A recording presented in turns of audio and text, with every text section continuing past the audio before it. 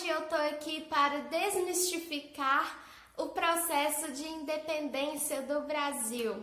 Todo mundo estuda nas escolas que a independência do Brasil foi realizada no dia 7 de setembro de 1822, às margens do rio Ipiranga, quando o então príncipe regente Pedro de Alcântara gritou às margens do rio: independência ou morte.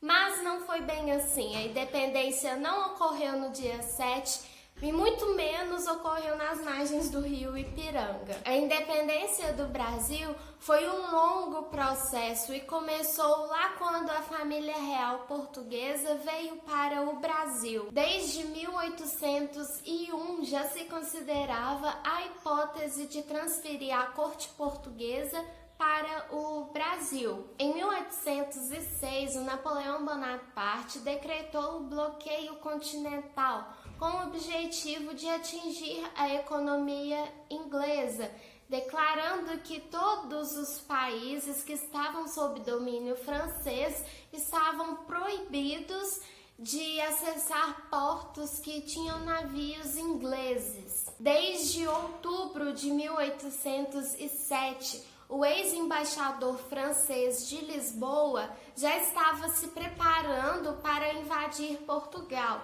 porque Portugal ainda estava naquela, se ia respeitar ou não um bloqueio continental, porque a Inglaterra era um dos maiores parceiros comerciais do Brasil. Então, o Dom João VI entrou em um acordo com a Inglaterra de transferir o governo para o Rio de Janeiro sob proteção dos ingleses. Mais de 15 mil portugueses entraram nos navios rumo ao Brasil e começou assim o período de inversão metropolitana. O Brasil deixou de ser uma colônia, olha aí onde começou a nossa independência, e passou a exercer funções de metrópole. Em 1815, o Brasil foi elevado a Reino Unido de Portugal, Brasil e Algarves. Só que em 1821, revolucionários tomaram a cidade do Porto. Então, Dom João VI se viu obrigado a retornar para Portugal, mas ele deixou aqui no Brasil seu filho, o príncipe Pedro de Alcântara, como regente do Reino do Brasil. Em Lisboa, os membros da corte portuguesa estavam exigindo que o Pedro e a sua esposa, a dona Leopoldina, retornassem para Portugal, mas a Leopoldina incentivava o Pedro a ficar aqui, encorajava ele a permanecer no Brasil e não ceder à pressão da corte portuguesa. No dia 9 de janeiro de 1822, o príncipe declarou que, como é para o bem de todos e para a felicidade geral da nação, estou pronto. Diga ao povo que eu vou ficar. No dia 18 de janeiro, José Bonifácio foi nomeado ministro do Reino e dos Negócios Estrangeiros.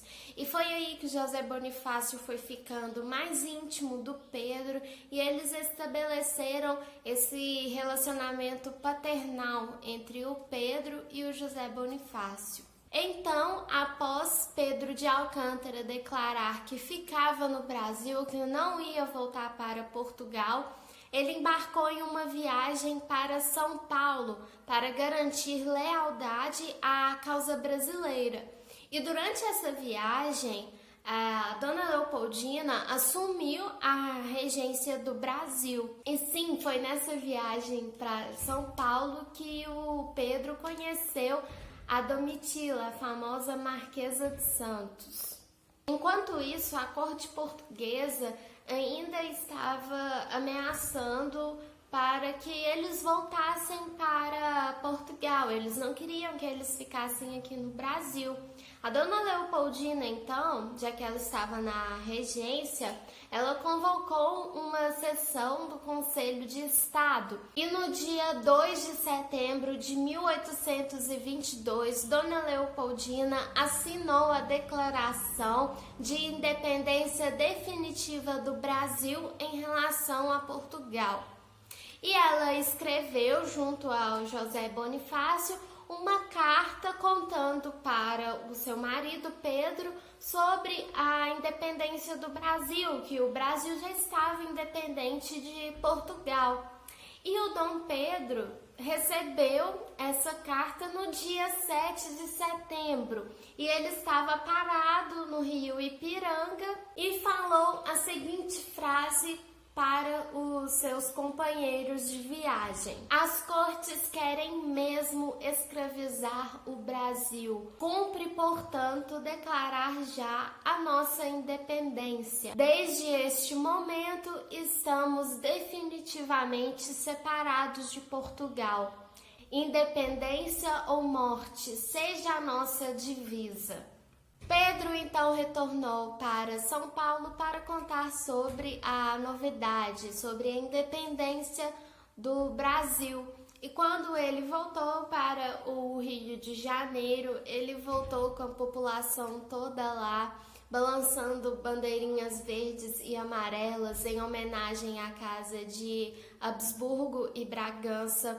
Dona Leopoldina, que teve a ideia de fazer a bandeira do Brasil com essas duas cores, né, para simbolizar as casas reais. E então o Brasil ficou independente no dia 2 de setembro, após um longo processo de independência desde a vinda da corte portuguesa para o Brasil. E a declaração foi assinada por uma mulher. E isso não consta nos livros didáticos, infelizmente.